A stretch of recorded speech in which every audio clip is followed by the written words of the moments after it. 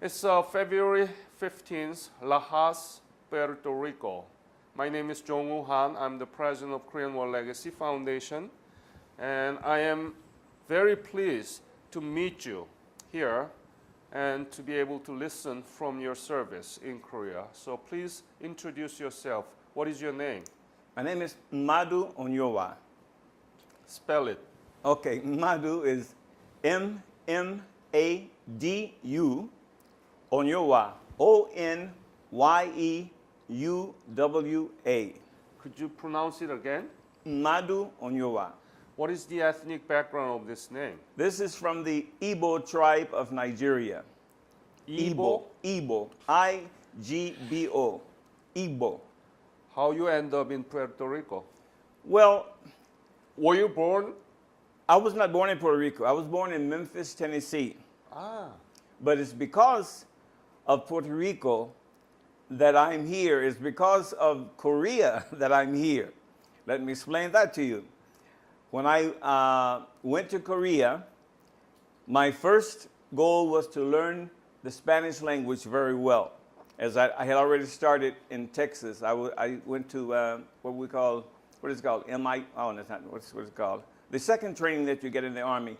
I was in San Antonio, Texas. Ah. And there I started learning Spanish because I saw a lot of Puerto Ricans. And when I went to Korea, I continued to study Spanish. But then I said, wait, most of the people are speaking Korean. Let me learn Korean. And then that's when I started studying Korean. And then after that, well, I still wanted to come to Puerto Rico, so that's why I'm here. You know, having met the Puerto Rican soldiers, that made me interested in coming here. Very interesting. I'm going to get into that later, okay? Sure. What is your birthday? Oh, I don't usually like to tell that, and especially if you're going to put it all over the internet. I'll tell you, but I don't like to tell you that. Do you want me to tell you that? I will, but if you really want me to. If I say so. Then I will. Yeah. Okay, I was born on July 4th, 1947. Yeah. July 4th. July 4th. 1947. Uh-huh. And why you don't want to talk about it? Because I don't necessarily like to talk about my birthday. Uh-huh. Okay. I just don't like to talk about it. I mean, only a few people in Puerto Rico know my birthday until today. Today, you know, everyone will know my birthday, but there it is. I'll remember whenever there is a July 4th fireworks. All right. Mmadu. That's right. Yeah. Mmadu Day. Yeah. So tell me about the time that you were growing up, your parents, your Sure. siblings. Okay. I was born in Memphis, Tennessee, on July 4th, 1947. And by that time, I had 4 brothers and sisters older than myself. My oldest brother was born in 59. Uh-huh. No, 59. No, it's not right. He graduated from school in 59. Anyway, he was 6 years older than me. I can't think of the year he was born, 1940 something. Yeah, yeah. Okay. Anyway, we grew up in a family that was very musical. I like to talk about my grandmother, who played guitar and sang and played piano. My uncle, who played guitar. Are they all from Nigeria? Oh, no. We all were born in Memphis, Tennessee. Yeah, but we're Nigerian. Oh, originally. yeah, Nigerian background. Yes. Okay, but then in our family, everyone played music, from my oldest brother all the way down to my baby sister. That's 10 of us. 10 brothers and sisters, and we all played music, and we all play music today. What do you play?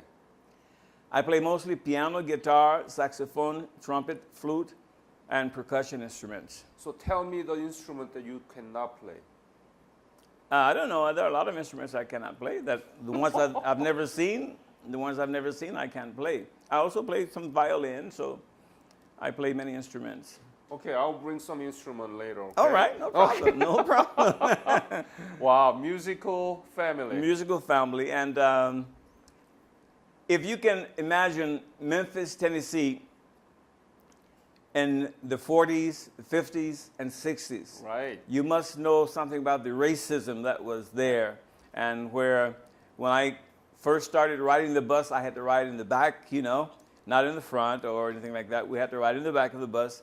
We were mistreated quite bad, but anyway, that's past now, and I don't like to talk about that too much. It's really bad. It was a bad situation, yes. And we still have structural problems. I know. You know, this is ridiculous. I know. So what do you want to do about it? What do you think you can do it? Well, I don't think that I can necessarily change the hearts of people. I try to do it with my music, but it doesn't reach the masses, you know. That's one thing I think music can do. It can make people like each other, if not love each other. And that's what I try to do with my music.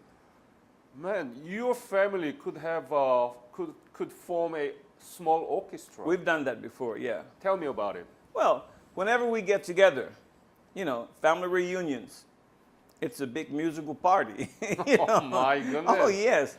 Some of them I have on video, as a matter of fact. Could you share that? Sure. I want to attach that film with your interview so that everybody can see I'll have to just go home and, you know, get that. I don't live in Lajas. I live in Las Marias. So it depends on how long you're going to be around. You know, you can upload it into Dropbox. I can do that. Sure, I can do that. Whoa, that's very... Because we go there. My aunt, who's, I think, 83 years old now, and our last reunion, she was playing the piano and singing, and, you know, and it's, you know, a musical family. Not only the 10 of us, but rather my aunts, my uncles, and everybody played music. That's a phenomenon. So, tell me about the school you went through. Okay. And place and the name and the year that you finished. Oh, I told you I'm going to drill you. No problem. I'm for that. I went to Klondike Elementary School. Please don't ask me what year I started. I started when I was 6 years old, I think. Klondike Elementary School. I was there from grades 1 until grade 8. From there, I went to the famous Manassas High School. They've written a movie about Manassas. I don't know if you saw that. No. You haven't seen the movie? No. There's a movie about Manassas High School. And I was there from 9th to the 12th grade. Where did you finish? What year did you I finished 1965. 1965. And after finishing there, majoring in mathematics. Mathematics? I majored in mathematics. From musical family? Yeah. Well, most of us were very good in math, so I majored in math. Do you like calculus? Oh yeah, I had a perfect score in calculus, 100, you know, average in calculus, 100. I need to see the transcript. Okay, I have those too. Just kidding. I have those too. Just kidding. So what did you do after graduate? I went to what was called Memphis State University. Now it's called the University of Memphis, but it was called then Memphis State University. And I continued to major in mathematics, but fortunately, I was called to go to the Army. What do you mean, draft? Yeah, I was drafted to go to the Army. Yeah. I'm glad I was. Why? Because I went, first of all, I met Puerto Ricans, then I met Koreans. And that changed my life completely. What does that make you feel that you want to go to military? No, I didn't want to go to the military. I was forced to go to the military. So you were drafted, I was right? drafted, yes. Yeah. And then, but it was a blessing. Because I met Spanish-speaking people, and I met Koreans. So where did you go to get the basic military training? First, I went to Fort Campbell, Kentucky. That's basic training. Yeah. And then for my, what is it called? AIT? I forget what it's called. The second training I got in Fort Sam Houston, Texas. Fort Sam Houston, Texas. I became what we call today paramedic. At that time, we called them medics. Okay. But did you like the training? No, not necessarily. No, not very much. Right, you didn't like it, No, right? I didn't like it. Yeah, I didn't want to be there. yeah. But it was a blessing in disguise, I as know, we but say. did you think that you will end up in Vietnam? No. Now, I shouldn't be saying this on tape or on a recording, but my mind was made up not to go to Vietnam. Okay? Yeah. I had nothing to do in Vietnam.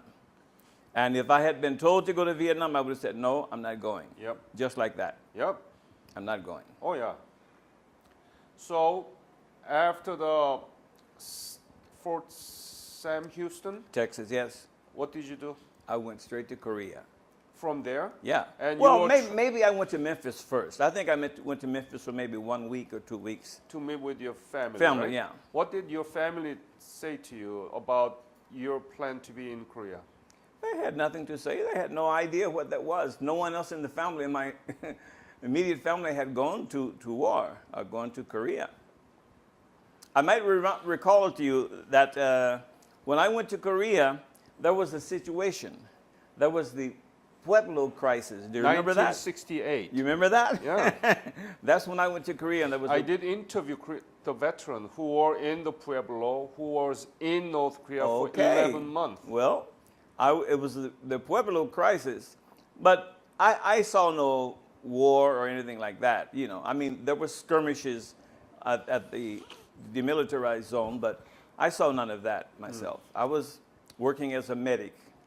So tell me about what kind of training you received as a medic. Well, they taught us, of course, how to help people who've been wounded, but also they taught us how to deliver babies and all kinds of things. Yes, we learned all kinds of things in medical school. I mean, I shouldn't call it medical school, medic school, because basically how to, care for the injured. That's the main thing we were taught. But besides that, as I say, we taught to deliver babies and all kinds of other little good things that I enjoyed very much. It wasn't during the war. It was during the war if you were headed to Vietnam, but if you were headed to Korea, it wasn't during the war. And what were you supposed to do mostly? You sit in the hospital and take care of them? Then what? What are you supposed to do? Well, they're always sure. Maybe you see us sitting in the hospital, but there are always accidents. I had to take one fellow who had his shoulder crushed into the bulletin board. It was practically almost cut off. I had to, take care of him and take him to a big hospital that's somewhere in Korea. I don't know where it was. It wasn't where I was in the 81st Ordnance. I don't know where that is. I don't remember the name of the town. Was it in the front line? No, I never went to the front line. Oh, you were. Do you remember the big city name around it? I'm saying that all I can remember is that our first group was somewhere near Yongsan. After that, when I went to the 81st Ordnance, I don't know what the city is named. I don't remember. I just don't remember that. That's where I spent most of my time, at the 83rd, I think it's the 83rd Ordnance. We'd have to look in the records to find out where that is. Did you meet Korean before you left for Korea? The only thing that I saw before I went to Korea was a little book telling us how to, speak several words in Korean. But no, I never met a Korean before I went to Korea. Did you learn anything about Korea while you were in high school and University of Nothing Memphis? at all. Nothing at all. You didn't know my great country? I knew nothing about Korea before going that's there. Too bad. I'm sorry, but it's not my fault. Looking back all those years right now, had you ever thought that you would end up in Korea and having some time there? I mean, before I went, no, I had no idea about that. But now what I want to do is go back. You understand? Did you know about the Korean War? No, I didn't. Oh, I didn't. okay. So tell me that when you left for Korea and how and where you arrived? Okay. I was in Memphis, as I said. I went to Fort Lewis, Washington. Okay? That's where you take the plane. The plane first stopped in Japan for a few minutes or an hour. Then we went straight to Korea. It was in the month of January, so it was 1968. 1968. So there was snow all over the place in Korea. Oh, so there was snow is very high in Korea. I mean, up to your waist. It was very cold, and with a lot of snow. That's the first impression I have of Korea. Where did you arrive? Well, Gimpo? I'm not that precise. I don't know that. All I know is that we arrived and we went to the 65th medical group. That's somewhere near Yongsan. Okay, then you arrived in Gimpo. Okay, so I mean that name, is familiar with me, but I didn't know that at that time. I just arrived and I went to the 65th medical group, and then from there they sent me to another place. In addition to the cold weather and snow, overall, what was your first impression of Korea? Society, city, people, scenery, economic situation, now, everything. If you're talking about the first impression, that's bad. But if I go on, Tell if I go on, yeah, you gotta be honest. No, what was your first impression? oh, the first, I want to go. I want to go home. It was cold and snow. I don't like cold weather. First of all, the Koreans, I don't know. I was mainly with United States, soldiers. So we would see what they call you remember the word katusi? Yeah, Katusa. Katusa, Yeah. I'm sorry, katusa. We had katusas nearby, and at the beginning, I didn't have much relations with them because I was hanging out with the Puerto Ricans, trying to continue to learn Spanish.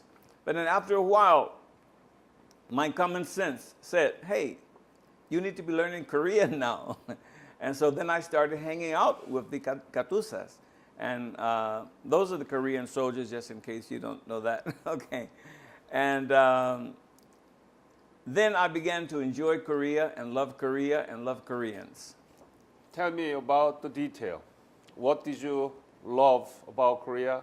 Why did you love Korean people and Korean thingy? The first thing, I found Korean people very, very friendly and very, what's the word?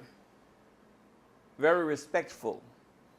Unlike the U.S. soldiers, for the most part. The way that Koreans salute you, with bow and everything, and they were very, very, very friendly people, and I just enjoyed them very much. I enjoyed the customs that I learned from them. One very important custom that I still practice today, I take off my shoes when I go into the house. You see? Yep. There are other families in Puerto Rico who do that, but not for the same reason. Well, for the same reason, but not because they lived in Korea. They just know that it's a good idea to take off your shoes before you go in the house. Some people in Memphis and in Puerto Rico don't want to go along with that. I have a brother who lives in Atlanta. I told him to, ask him to take off his shoes. No, I'm not taking off my shoes. Well, that's how some people are. They say no. And as a matter of fact, I still salute people as Koreans do, and I learned that, and just many things that I can talk about some things that I consider to be strange. These guys on these bicycles carrying big boxes and stuff. I said, wow, how can they do that? But it became accustomed just to see that. And it was always lovely to see the beautiful ladies in their beautiful dresses. I loved that very much. The typical dresses of Korea. That is very, very beautiful, and it's something that I love very much. And I also started listening to the music, which I love very much too. And when I was there, I would sing songs in Korean, and with Korean audience and everything like that. Yeah, we don't mind listening your singing here. I don't want to sing for you right now. No, I'm really. What is your best song that you remember? The song I remember several songs. One song, of course, is the very famous Korean anthem, what's hold it? Arirang, of course, everybody knows that. But then I would also sing Kasum Apuge. Remember that song? Namjing. Namjing. Namjing. 가슴 아프게 가슴 아프게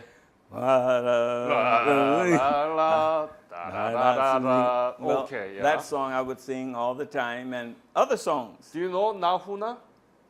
No. Is that a song? 머나먼 남쪽 하늘 아래. That's the name of the singer is 나훈아. Okay. Namjin and 나훈아, they are the rivals. I love Imija's. 이미자. I love her songs. I should sing some of her songs too, and a lot of songs. What about food? Which one is your No, favorite? I don't have a favorite Korean food. Oh. I'm very picky about food. I'm very picky, and So what did you eat then in Korea? I ate what most of the soldiers ate. You know, whatever they had. The So soldiers. you say it's a picky? I am picky. Okay, but so you ate hamburger and At that time. yeah. At that time. But now I don't do that anymore. I don't eat any meat, any animals anymore. Oh, okay. But and that was always inside of me, but I hadn't discovered it yet, because when I was a little boy, I never ate an animal that I had seen alive. You know, for example, there were chickens around. My father would kill one, and the family would eat, but I would never eat the chicken that I saw alive. The same for rabbits. My father would shoot rabbits, and I never would eat them. So later on in my life, I realized that I was supposed to be a vegetarian, and that's what I've become so far. But at the time when I was in Korea, I ate whatever they had on the menu, But I never tried any Korean food. Had you traveled around the peninsula? Travel. Only during doing my job. I mean, no, I didn't travel around the whole peninsula. I mainly went to the bases where I had to work and where I had to take the wounded soldiers to the hospital. That's all I ever did. I didn't do any tourism or anything like that. Any particular story that you want to share with us about your service as a medic while you were in Korea? Well, it was mainly boring, as you understand. You have to wait until. Well, there were times that you have to give shots. You know, if the soldiers would come in for this or that reason, you'd have to give them a shot. You have to take blood and do blood samples, and it's a typical medical service. It's nothing special about it. The worst thing that I did was really fix this guy's shoulder who had this shoulder almost cut off. That was the worst thing. Other things, there were no bad things. Everything was just very simple. Giving pills, giving shots, taking blood. That was practically all I did. Did you know why you were there? Did I know why I was in Korea? No. Why there was a U.S. soldier in Korea? No, I didn't know why. I didn't know why. As a matter of fact, before they send you to a place, they ask you, where do you want to go? I said, Hawaii. I said, Panama. Panama for the Spanish. Hawaii, just because I like Hawaii. I didn't know anything about Korea. So my orders came down. They said, go to Korea. I said, well, it's not Vietnam, so let's try it out. Where did you learn Korean? In the 83rd Ordnance, the Army found a teacher for us, and there were about maybe 6 to 10 students who wanted to learn Korean. But as I was saying, as the weeks went by, most of the students dropped out. and I was left alone, and I continued as long as the teacher could continue. You're the only one. I was the only one for a long time. Do you remember teacher? I don't remember his name. I remember my Taekwondo teacher. He was, You learned Taekwondo oh, too? yeah, I studied Taekwondo. What is your level? Pretty bad level. Don't mess with me. I am black belt. Well, Respect to me. all right. So, show us, what do you know about Korean language? Speak in Korean, Okay. whatever you want. All right. You know, you first learn words like 나는, and then 당신, or 선생님, and there are a lot of things I could say, you know, like 안녕하십니까? 네, 좋습니다. I could say many things, but you know, that's from 1968. But I can still write Korean and read Korean. What do you think about the Korean alphabet system? I learned it in one afternoon. I think it's very easy to learn. See? One afternoon. One afternoon, and I can write all of the letters. Right? Write them and read them. Yes. Yeah. So this is what UNESCO found out. Average of 1 hour or 30 minutes, Yeah. 1.5, will make people to be able to read the signs in the street in Korea. Oh yes. Consonant, vowel, Oh, put yes. that together. Oh yes. Yeah. It's very scientific, isn't it? It's very, very, very easy to learn. It's very easy to learn, and I was surprised. I said, okay, I'm going to learn Korean alphabet today. And in a couple of hours, I knew it. Maybe because you are a very bright student. It could be because I was interested in languages at that time, in Spanish and Korean, and I wanted to learn it, and I sat down and learned it very quickly. Do you know who created that Korean alphabet system? No, I've read about it, but I don't remember. Yeah, King No. Sejong. Mm-hmm. Yep.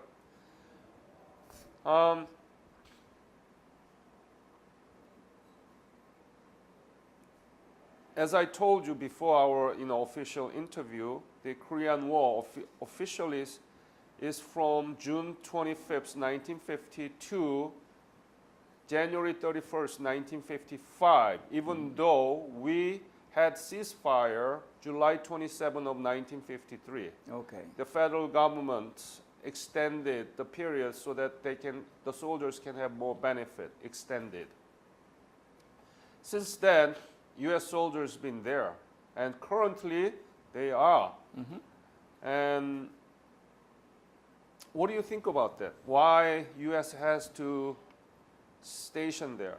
Now, you're asking some very serious questions, Yes, okay? I know. And you've asked me to be honest and all of that. Please be honest. Yes, I will be honest. I'm Don't very give a damn about anything else, yeah. Be yourself. No, I'm usually myself. I don't usually put on another mask or something. I personally don't like the U.S. presence in other countries. Not for any reason. I think that if the U.S. was not present in South Korea, that maybe South Koreans and North Koreans could get better to get together again. Yeah, well, I hope that. That's one of my hopes, my desires, is for North Korea and South Korea to reunite. They are brothers and sisters. There's no reason outside of the Western world for them to be separate. You see, the Western world, the so-called Western world, has separated peoples in almost every country on the planet. In Nigeria, they separate, peoples, and in Europe they separate people, and I don't like that. And I really would like to see. I would like to be free to walk from South Korea to North Korea without any problem.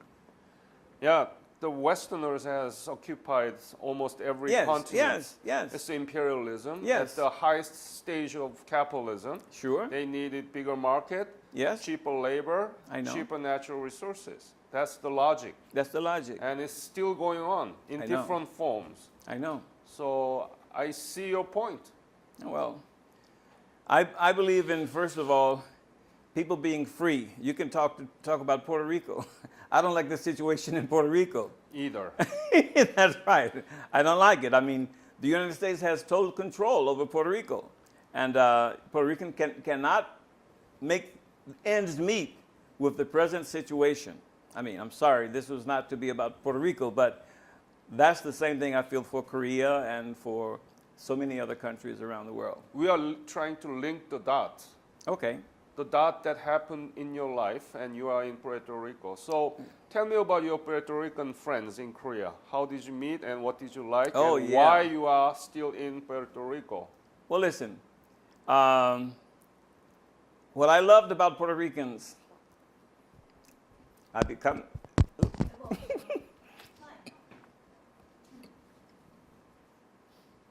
You can pause if you want to, or let's Keep okay. going.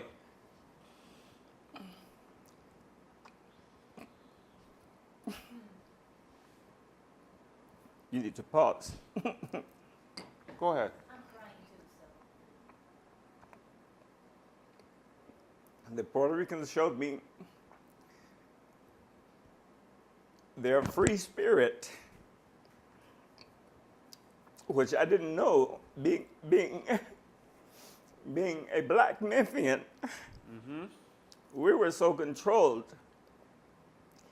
that, you know, I love the free spirit of the Puerto Ricans, and I wanted to be around that. That made me feel good.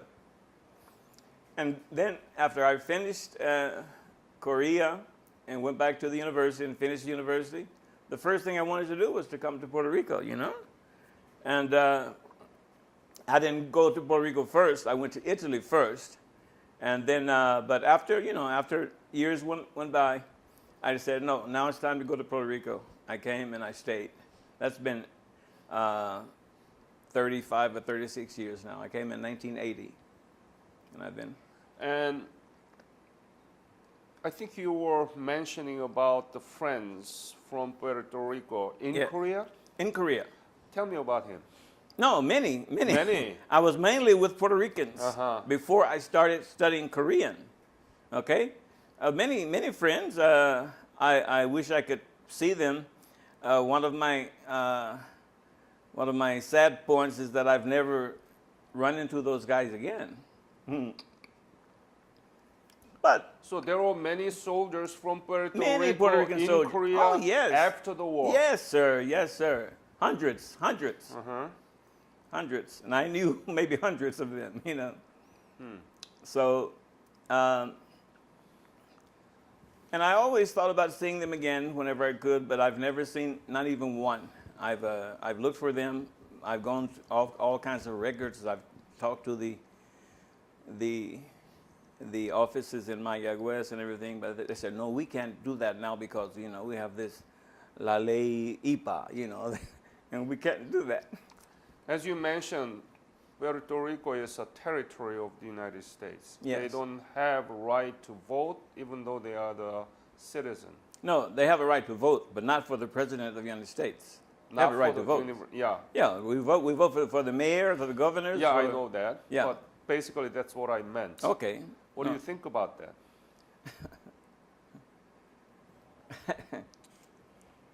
Well, you're really getting into deep water now. What I think about it, I think that, I mean, this is very personal. I think Puerto Rico should stop worrying about voting for the president and get the country in shape. You know, we don't need to worry about what's happening in the United States so much. We need to worry about what's happening in Puerto Rico and solve the problems of Puerto Rico. What are the problems? Oh, you haven't heard? We have what we call a ley de cabotaje, which doesn't allow us to use ships to bring us stuff from other countries. We have, we don't even have the right to make deals with other countries. I remember once when I think it was Hernandez Colon, if I remember correctly, he wanted, it may not have been Hernandez Colon, but it was one of the governors who wanted to do, to make deals with Japan. And they said, you can't do that. Very recently, the, the Secretary of Agriculture of Puerto Rico wanted to make deals with Santo Domingo. Mm-hmm. You can't do that. Mm-hmm. She wanted to bring rice from Santo Domingo because Santo Domingo has a very prosperous rice plantation over there. And she was told she couldn't do it. So many things that Puerto Ricans have tried to do. Gasoline. We could easily get gasoline from different sources. Venezuela, many other sources, but you can't do that. You can't really fly to a different country without the U.S. passport. I mean, people do it. You know, Juan Maribra has done it before. He said, no, I have a Puerto Rican passport, my own country's passport, and I will travel. But, you know, really, Puerto Rico doesn't have enough ways to make money and to become prosperous. How do you think we can solve that problem? Well, it's very easy for me to say that what has to be done, Puerto Rico has to become an independent country, and from there it has to be able to do things that we're not able to do at this moment. It's very simple. But it's not that simple. You cannot just declare your independence. Well, you can declare it. They don't have to accept it, but they should accept it. If they were morally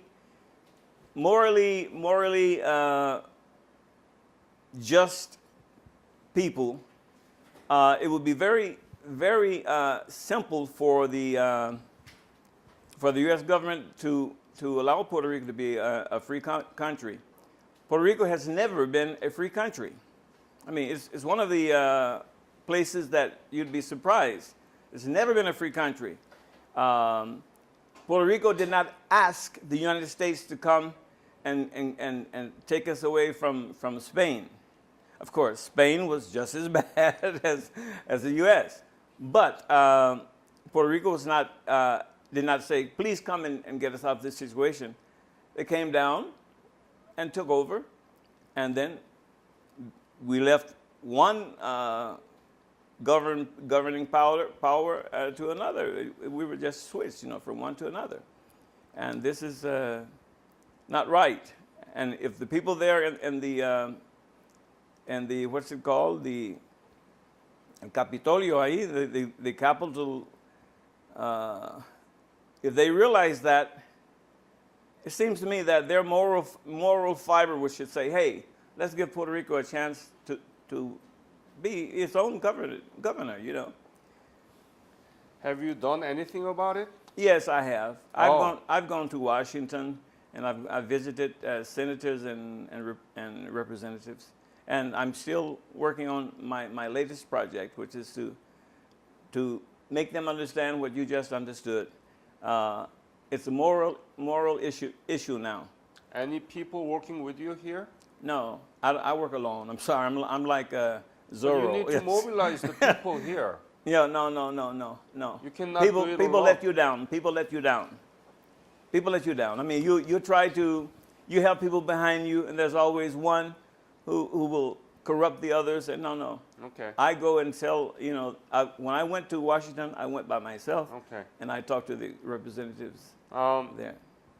Have you been back to Korea since No, 1968? I want to go. No, I want to go. Tell me about the Pueblo incident that you know. No, nothing. Nothing happened while I was there. Why do you want to go back to Korea? Because I want to spend some valuable time in Korea, learning more about the culture, learning more about the language, learning about the people, and you know, I've checked into situations where I could go back as a teacher, as an English teacher, but I would like to go back as an English teacher, as a Spanish teacher, as a music teacher, and I'm sure that there's some kind of way that I can get that going. And the purpose is for me to be there, to learn more about Korea. Are you catching up with the things that are happening in Korea in terms of economy, democracy? No. Do you know recent information about Korea? Not sound information. No, You said that you were in Itaewon area, right? I think so. You will not be able to recognize so much change. Okay. Yeah. So, any other message you want to leave to this interview about your service during your in Korea? Well, I enjoyed my service in Korea very much. It has made me a new person, and I would like to go back to continue. That's it. It's my great pleasure to be able to meet you here and to hear from you about your family background, what you've been doing, why you are still here in Puerto Rico. This is I home. really want to see some changes happening here, and it has to be from the hearts of the people who feel, and you cannot do it alone. Well, I'm going to do my part alone. If others catch on, very good. Good. But I'm not going to try to start a movement or anything. I simply tell people what I think. If they catch on, very good. Korean government has a revisit program. It's inviting veterans and defense veterans back to Korea, and I'll try to work with the people here and see if you have a chance to go back. Thank you. Okay. I'd love to go back. Yes. But I don't want to go back as a visitor. I want to spend 5 years in Korea at least. You know. Yeah, you can make money there if you. I'm not looking about making money. No. You have to survive there. So. Yeah, but no problem. We say in Igbo, chinyere. Chinyere means God gives. You know, God gives. I don't worry about. When I've gone to South America. I didn't go because people gave me a plan. I went to South America and made a living. I've been all around Italy, all around. So I know. You are the man of spirit, free spirit. That's right. Great. Thank you again. Thank you for having me here. Thank you. All right. It's been a pleasure. 고맙습니다. I love this interview. Thank you. I really love. And please do something about it here, okay? I will. Yep.